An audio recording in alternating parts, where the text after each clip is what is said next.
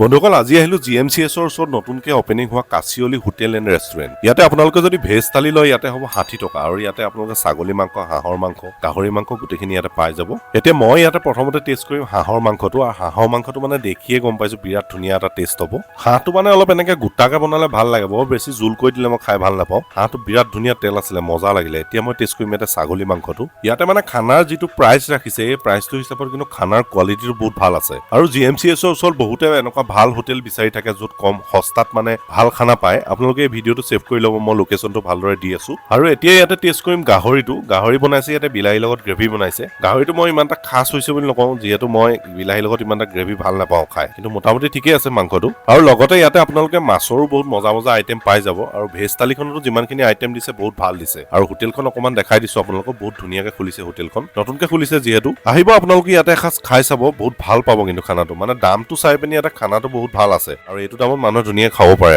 আৰু লোকেশ্যনটো আপোনাক ভালদৰে কৈ আছো, আপোনালোকে আখল ঘৰখন সকলোৱে দেখিছে, আখল ঘৰলৈ সোমোৱাৰ ৰাস্তাৰ চিধা আহিয়ে টাৰ্ণিংটো লৈ পাব কাছিয়লি।